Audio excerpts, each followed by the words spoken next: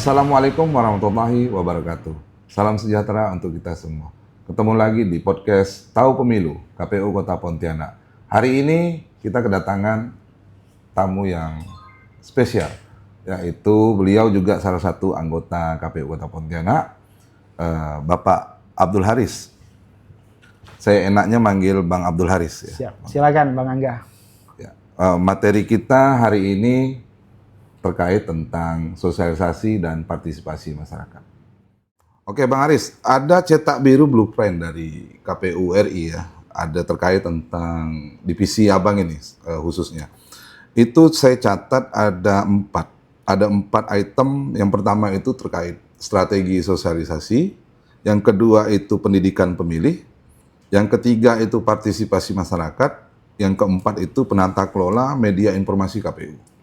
Nah, ini satu-satu kita bahas ya Bang ya. Siap, silakan. Ya itu yang pertama terkait strategi sosialisasi.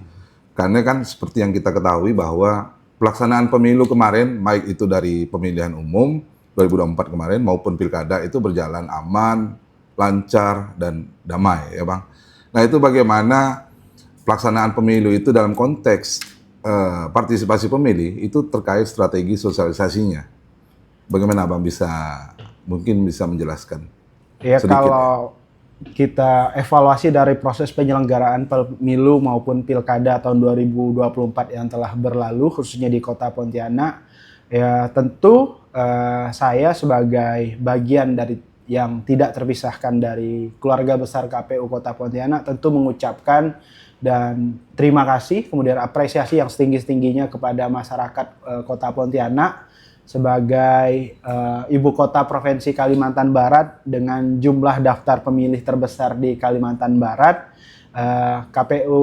Kota Pontianak dapat menyelenggarakan proses pemilu dan pilkada secara aman, lancar, kemudian partisipasi masyarakat yang saya rasa sangat luar biasa ya dari proses penyelenggaraan pemilu maupun pilkada. KPU Kota Pontianak sebagai lembaga yang memang dimandatkan, ditugaskan oleh undang-undang untuk menyelenggarakan proses penyelenggaraan pemilu dan pilkada itu dapat dilakukan secara baik, secara lancar, dan hasil sebagaimana yang kita ketahui bersama bahwa hasil dari proses penyelenggaraan pemilu dan pilkada itu dapat diterima oleh masyarakat Kota Pontianak secara umum. Tentu bicara terkait dengan sosialisasi, ini menjadi hal yang sangat penting juga yang dilakukan karena bagaimanapun pemilu maupun pilkada tidak ada artinya tanpa partisipasi masyarakat. Karena sejatinya proses penyelenggaraan pemilu dan pilkada itu merupakan pengejawantahan dari demokrasi yang kita jalankan di negara kita ini. Bang Haris, terkait strategi sosialisasi ini kan ada berbagai macam ya bentuk-bentuknya. Nah di sini kalau kita bicara tentang, Bang Haris tadi ada menyenggol terkait pemilih yang paling banyak di Kalimantan Barat ya. Iya. 400 saya catat di situ ada 480-an ribuan ya DPT ya Bang. Iya, daftar pemilih. Nah itu bagaimana Bang Haris melakukan sosialisasi itu, maksudnya bentuk konkretnya Bang. Itu bagaimana Bang dengan pemilih yang paling banyak ini 480-an ribu ini, bagaimana langkah konkret Abang dalam rangka meningkatkan kualitas pemilu itu sendiri? Ya tentu kita sebagai wilayah yang memang terletak di ibu kota patut bersyukur karena memang walaupun secara pemilih kita dianugerahi pemilih terbesar di Kalimantan Barat, di sisi lain, Kota Pontianak ini sebagai wilayah yang hampir seluruh wilayahnya itu terakses terhadap internet, kemudian listrik, sehingga tidak menutup kemungkinan bahwa seluruh masyarakat di Kota Pontianak ini terhubung dengan namanya sosial media, kemudian internet, kemudian gawai dan segala macam. Nah tentu bicara berkait dengan strategi sosialisasi, KPU Kota Pontianak dalam proses penyelenggaraan pemilu dan pilkada kemarin itu melakukan dengan banyak cara ya. Di KPU itu tuh kan kami telah menyusun beberapa strategi dalam proses sosialisasi dengan dasar latar belakang kompleksitas masyarakat yang ada di Kota Pontianak. Mulai dari karakteristik pemilihnya, kemudian tingkat pendidikannya, kemudian minat dari para pemilih yang ada di Kota Pontianak, itu semua menjadi dasar kita di KPU Kota Pontianak untuk menyusun strategi sosialisasi apa yang dapat kita lakukan. Sampai akhirnya kita melakukan banyak sekali kegiatan sosialisasi, baik itu yang sifatnya pertemuan langsung, ataupun menggunakan media-media yang dapat kita gunakan dalam rangka menyampaikan informasi, kemudian pengetahuan, tata cara, prosedur. Karena kalau bicara sosialisasi ini Bang Angga ini kan aspeknya luas. Tidak hanya berkaitan dengan partisipasi pemilih di saat hari H pemilu maupun pilkada, tapi mengetahui tanggal kapan pemilu itu dilaksanakan, tanggal pilkada itu dilaksanakan, bagaimana prosedur menggunakan hak pilih yang benar, dokumen apa saja yang dibawa pada saat hari H. Saya rasa itu menjadi tanggung jawab KPU untuk menyebarluaskan informasi tersebut ke masyarakat luas. Nah, penggunaan media sosial, kemudian keterlibatan media cetak dan elektronik itu juga kita maksimalkan pada saat pemilu dan pilkada, semata-mata untuk memastikan bahwa seluruh masyarakat di Kota Pontianak itu mendapatkan informasi yang utuh, yang jelas terkait dengan proses penyelenggaraan pemilu dan pilkada di Kota Pontianak. Begini Bang Aris, sempat juga kita singgung pada podcast yang kemarin itu terkait tentang bahwa KPU itu memiliki jajaran penyelenggara yang banyak ya Bang ya, dari tingkat kecamatan, PPK, PPS maupun KPPS. Juga ada Pantarlih dan sebagainya ya Bang. Nah, itu bagaimana cara mungkin dari KPU Kota Pontianak itu sendiri untuk melibatkan jajaran-jajaran di bawah ini dalam rangka sosialisasinya itu tepat sasaran dan dan dapat meningkatkan kepercayaan trust dari masyarakat itu sendiri. Ya, tentu kami sebagai lembaga yang hierarki yang memang memiliki pasukan sampai ke akar rumput, saya nyebutnya ke akar rumput karena memang dan itu banyak loh ya Bang. Iya, jumlahnya itu sangat besar. Kita punya KPPS di level tapak, di level masyarakat itu KPPS. Kemudian naik lagi satu level di atasnya ada PPS di tingkat kelurahan. Kemudian di tingkat kecamatan ada PPK, di tingkat kota itu ada KPU Kota Pontianak.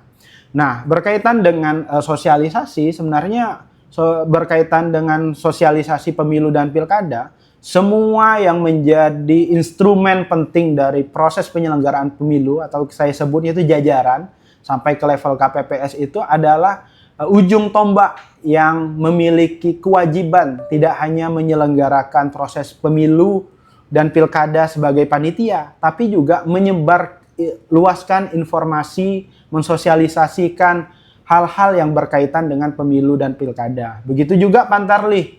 Pantarlih kalau kita lihat yang memang bertugas utamanya memutakhirkan data pemilih, dia secara tidak langsung juga mensosialisasikan agenda-agenda terkait dengan pemilu dan pilkada.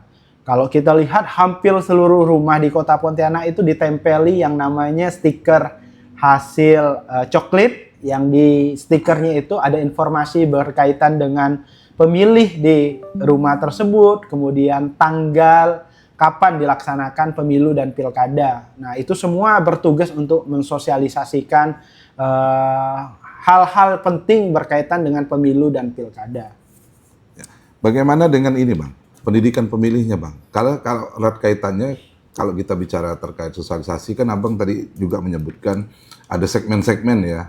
Nah, dalam konteks pendidikan pemilih ini kan arahnya itu ke generasi Gen Z ya. Arahnya itu ke masih pelajar ya Bang ya. Masih dalam konteks ini masih orang ya, masih kawan-kawan, masih masyarakat yang mengenyam pendidikan di sekolah menengah. Nah, itu bagaimana pendidikan pemilih itu dilakukan oleh KPU Kota Pontianak? Ya, pendidikan pemilih ini... Karena rata-rata ini kan begini Bang, maksudnya tuh kawan-kawan di masyarakat, maksudnya itu kalangan terpelajar ini di pendidikan menengah ini, itu kan kritis ya Bang ya, kritis, ingin tahu lebih banyak. Nah itu bagaimana Abang bisa menjelaskan pendidikan pemilih itu dilakukan? Ya tentu pendidikan pemilih ini menjadi hal yang sangat krusial dan penting. Karena bagaimanapun pendidikan pemilih ini berkaitan dengan wawasan pengetahuan dari pemilih tersebut.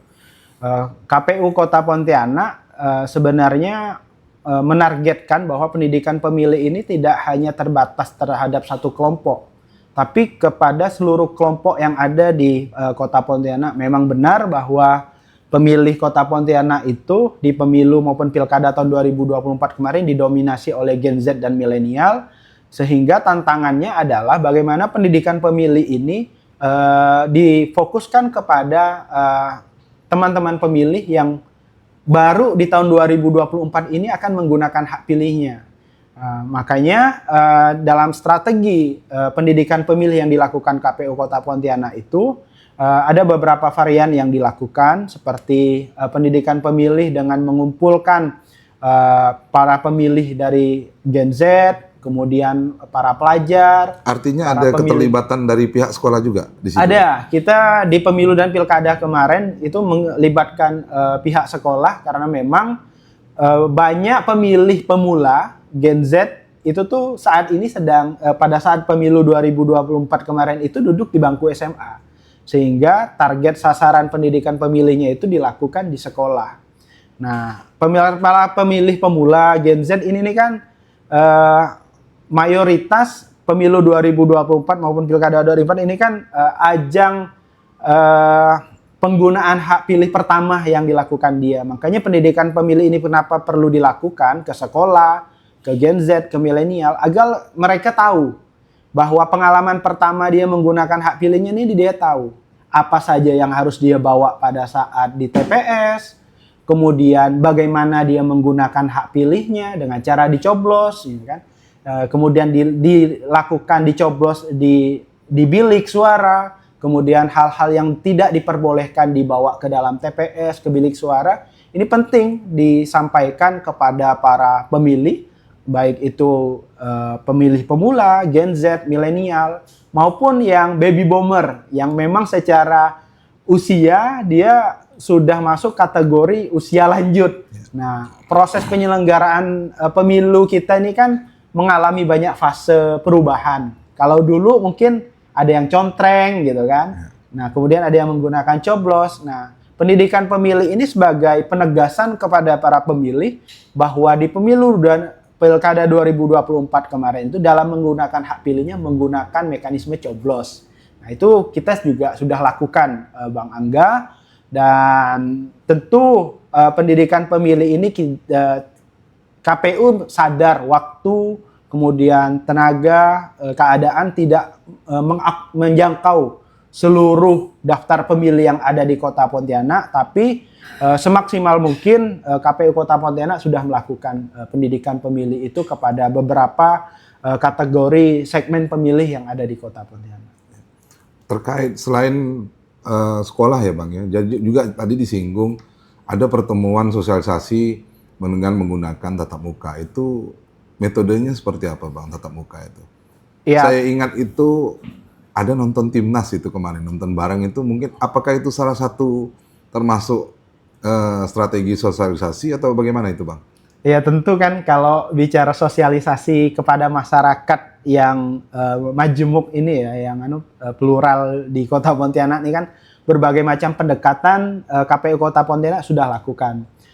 Proses sosialisasinya ada banyak macam.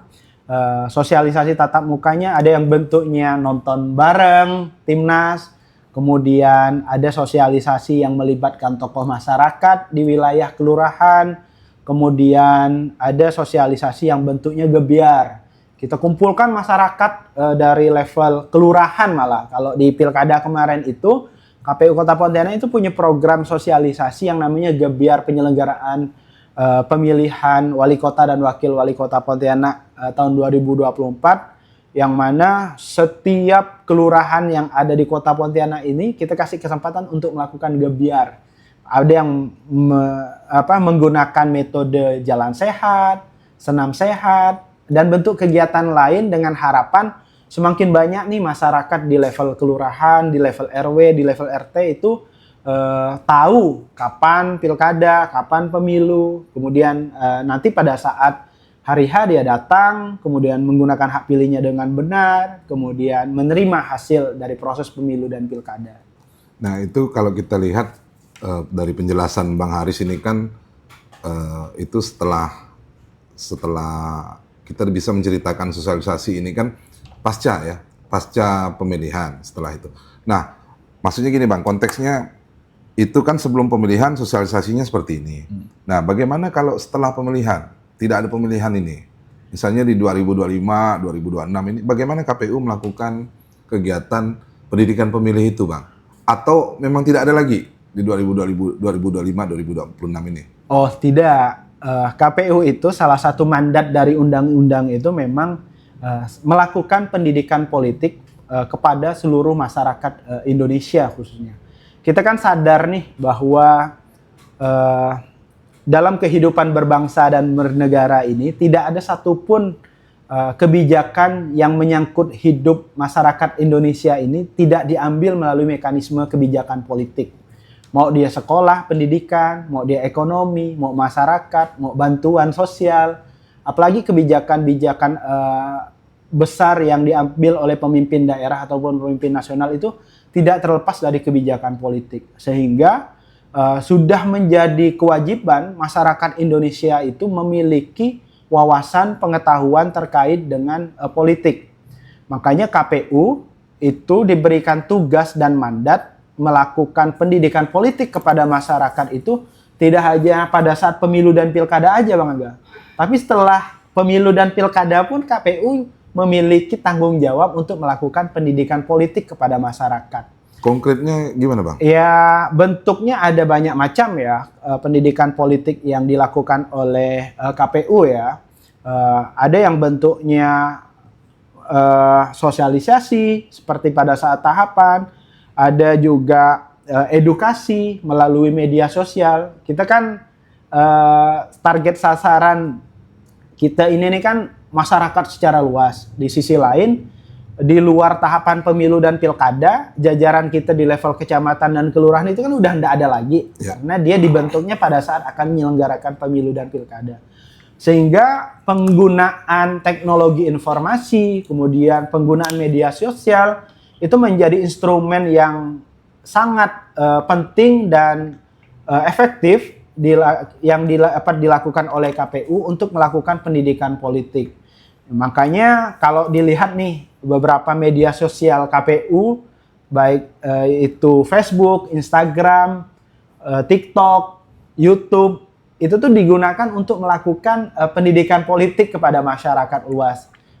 Melalui sosial media KPU, ada edukasi-edukasi yang disampaikan ke masyarakat luas, ke publik, dalam rangka untuk menambah literasi pengetahuan masyarakat terkait dengan kepemiluan, pilkada, demokrasi, dan politik di Indonesia.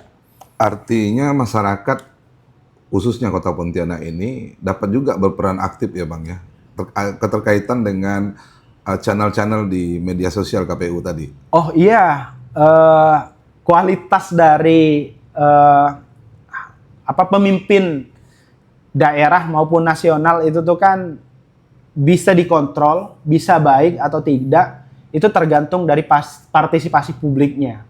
Makanya kalau masyarakat kita memiliki literasi atau pengetahuan terkait dengan politik yang baik, pemilu yang baik, pilkada yang baik, demokrasi yang baik, maka kontrol terhadap kebijakannya juga akan baik. Untuk itu sangat penting, dan melalui podcast kesempatan ini saya juga mengajak kepada seluruh masyarakat dimanapun berada bahwa pengetahuan terkait dengan politik, demokrasi, pemilu, dan pilkada itu memang harus diajarkan sejak dini, diketahui sejak dini, agar kelak atau di kemudian hari masyarakat Indonesia itu tidak dijadikan objek eksploitasi politik saja, tapi juga sebagai kepentingan sesaat. iya benar, kepentingan sesaat oleh orang-orang atau oknum-oknum tertentu, tapi ikut juga mengkontrol, mengawasi dan terlibat dalam proses pembangunan masyarakat di Indonesia, khususnya di Kota Pontianak. Oke, setelah Abang menjelaskan terkait strategi sosialisasi, pendidikan pemilih. Nah, ini yang penting nih Bang, partisipasi masyarakat. Iya. Jadi di catatan saya ini kalau kita lihat acuannya itu data pada pemilu 2024 dengan pilkada kemarin. Februari itu pemilu 2024, pemilihan umum 2024. November itu ada pilkada.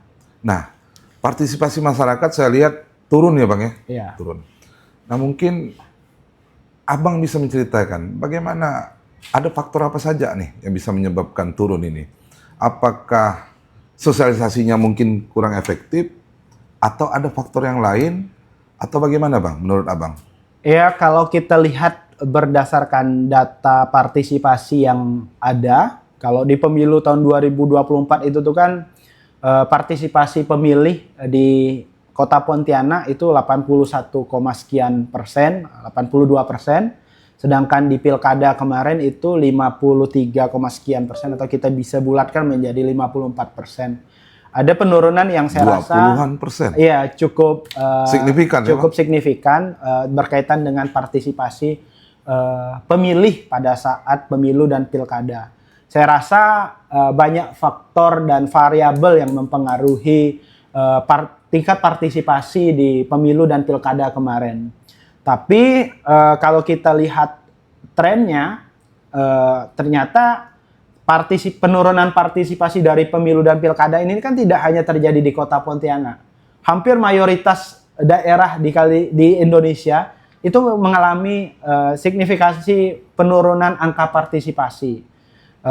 Kalau kita lihat misalnya di daerah Batam itu 40-an%, kalau di Kota Medan itu bahkan 30-an% tingkat partisipasi pada saat pilkadanya. Bahwa memang ada fenomena yang terjadi secara nasional, penurunan tingkat partisipasi yang ada di pilkada dibanding pemilu kemarin. Kalau secara riset sebenarnya ada banyak penelitian yang menyebutkan bahwa tingkat partisipasi menurun dari pemilu dan di pilkada ini, salah satu faktor variabel yang mempengaruhi itu tuh kan Indonesia ini belum pernah mengalami penyelenggaraan pemilu dan pilkada yang diselenggarakan secara serentak di tahun yang sama. Yeah. Sejak Republik ini didirikan, tahun 2024 inilah pertama kali Indonesia menyelenggarakan pemilu dan pilkada secara bersamaan.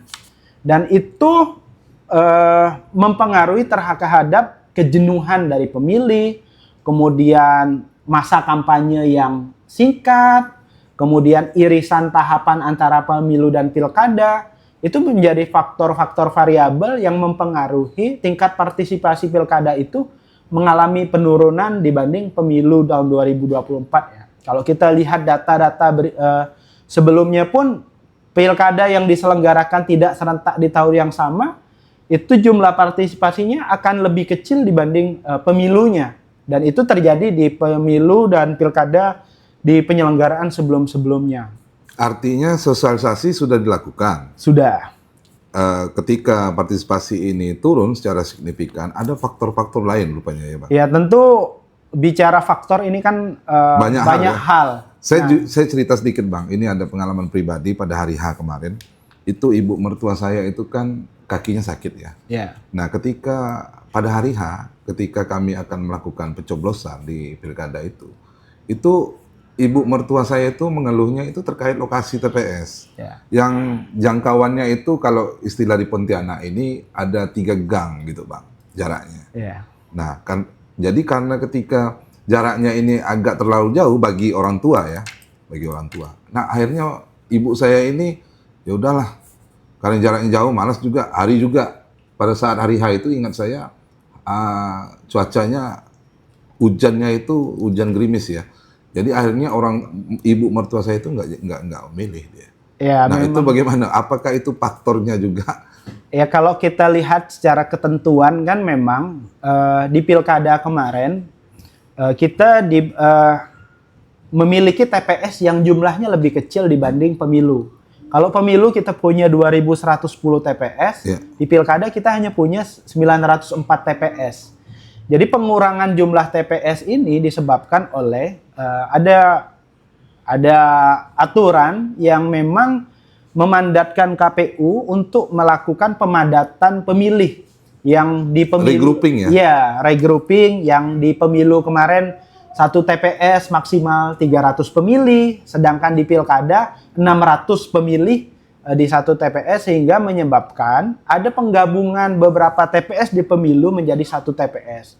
Sehingga akan ada kesan bahwa TPS yang digunakan oleh pemilih ini letaknya lebih jauh dibanding pemilu kemarin. Nah, itu tidak bisa kita pungkiri, dan itu menyebabkan salah satu faktor kenapa tingkat partisipasi kita juga menurun. Karena memang ada pemadatan, dan pemadatan itu sebenarnya ya harus kita lakukan dengan alasan yaitu pemilih di TPS itu dilakukan penambahan dibanding pemilu sebelumnya. Artinya ada jumlah yang ideal menurut Abang di setiap TPS itu terkait jumlah pemilihnya. Ya, tentu ini menjadi bahan evaluasi kita ya, bahwa variabel titik TPS itu menjadi salah satu faktor yang mempengaruhi tingkat partisipasi yang menurun. Ini menjadi bahan evaluasi kita bahwa ke depan dalam menentukan jumlah TPS, titik TPS, pertimbangan lokasi, titik, itu menjadi faktor yang juga berpengaruh terhadap tingkat partisipasi, sehingga tidak tutup kemungkinan bahwa pemaksimalan jumlah pemilih yang mendekati 600 itu tidak bisa kita lakukan dengan pertimbangan akses, geografis, demografis, sehingga kalau kita ingin mencapai target partisipasi tinggi, ya tentu TPS-nya harus semakin dekat terhadap pemilihnya. Nah, ini tentu menjadi bahan evaluasi kita di kemudian hari untuk pemilu ke depan. Dan kita akui bahwa faktor TPS yang titiknya lebih jauh itu juga menjadi faktor penyebab tingkat partisipasi yang menurun dibanding. Oke, baik Bang Aris, untuk terakhir terkait blueprint yang tadi yang saya sudah sebutkan di awal tentang penata kelola media informasi KPU. Nah, itu apa yang sudah dilakukan oleh KPU Kota terkait pengelolaan media informasi? Tadi Bang Aris juga sempat nyinggung mungkin ada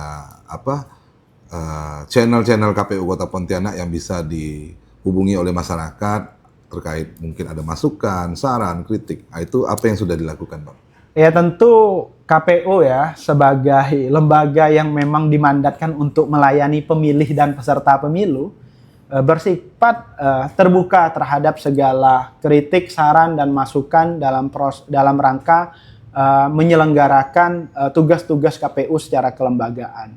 Nah, bicara tentang tata kelola media yang ada di KPU, tentu KPU khususnya KPU Kota Pontianak menyadari bahwa masyarakat di Indonesia ini hampir sebagian besar itu terakses ke media sosial, ke internet melalui media sosial. Apalagi Kota Pontianak. Apalagi Kota Pontianak yang tidak ada satu titik pun yang saya rasa tidak terjangkau terhadap sinyal listrik.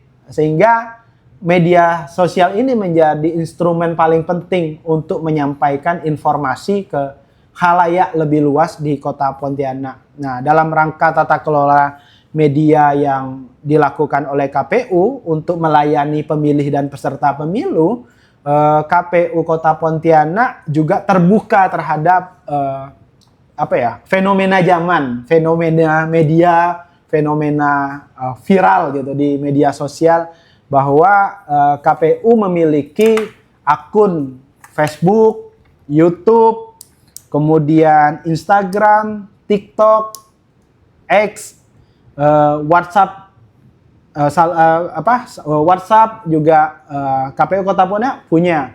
Nah, semua instrumen media itu KPU Kota Pontianak gunakan sebagai media penyebar luasan informasi, kemudian data, kemudian hal-hal yang berkaitan dengan pendidikan politik, pemilu, dan demokrasi kepada masyarakat luas.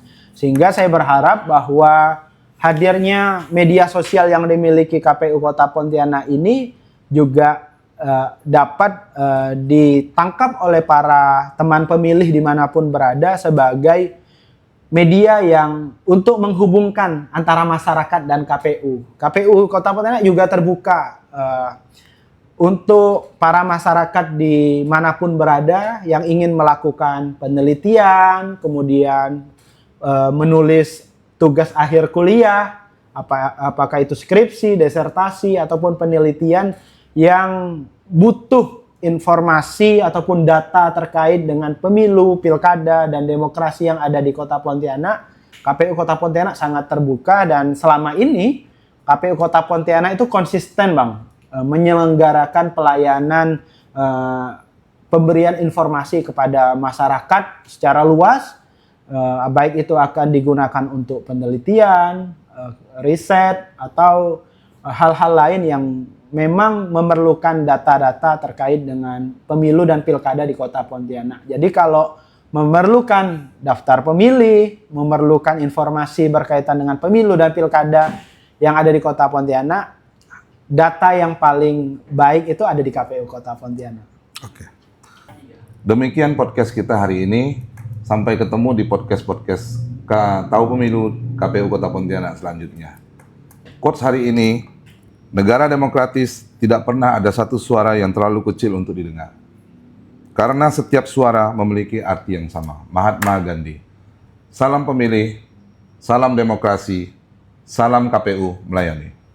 Wassalamualaikum warahmatullahi wabarakatuh.